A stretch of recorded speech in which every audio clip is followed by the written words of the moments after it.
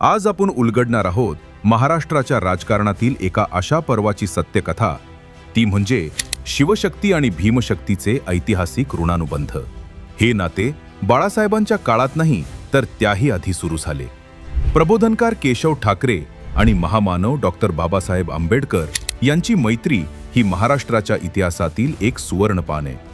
महात्मा ज्योतिराव फुले यांचा वैचारिक वारसा पुढे नेणाऱ्या या दोन्ही दिग्गजांनी प्रस्थापित जाती व्यवस्थेविरुद्ध खांद्याला खांदा लावून लढा दिला। तुम्हाला माहिती आहे का, संयुक्त महाराष्ट्र चळवळीच्या वेळी सर्व पक्षांनी एकजूट दाखवल्यास आपण या लढ्यात तुमच्या पाठीशी खंबीर उभे राहू असा शब्द डॉक्टर बाबासाहेबांनी प्रबोधनकारांना दिला होता। पण मग पुढे काय झाले? मराठवाडा विद्यापीठाच्या नामांतराच्या वेळी शिवसेनेचा विरोध का होता? इथेच सगळ्यात मोठा गैरसमज पसरवला गेला। 2011 मध्ये खुद्द बाळासाहेब ठाकरेंनी हे स्पष्ट केले होते की त्यांचा महामानव डॉक्टर बाबासाहेब आंबेडकरांच्या नावाला कधीही विरोध नव्हता।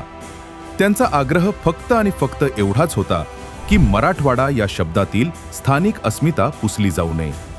मराठवाडा हे नाव कायम ठेवून त्याला बाबासाहेबांचे नाव जोडले जावे। उदाहरणार्थ, डॉक्टर बाबासाहेब आंबेडकर मराठवाडा विद्यापीठ अशी त्यांची अत्यंत स्पष्ट भूमिका होती, जी त्यांनी तत्कालीन मुख्यमंत्री शरद पवार यांनाही कळवली होती।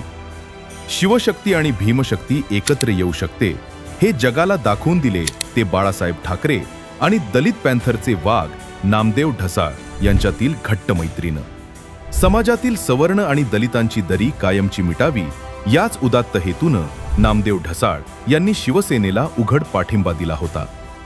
राजकारण आणि गैरसमजांच्या पलीकडचे हे ठाकरे आंबेडकर ऋणानुबंध आणि ही वैचारिक मैत्री आजच्या तरुणांनी समजून घेणं अत्यंत गरजेचे आहे, कारण हीच आहे शिवशक्ती आणि भीमशक्तीची खरी ताकद। या युतीविषयी तुम्हाला काय वाटतं हे आम्हाला कमेंट करून नक्की सांगा आणि फॉलो करा बाळासाहेब आर्मी।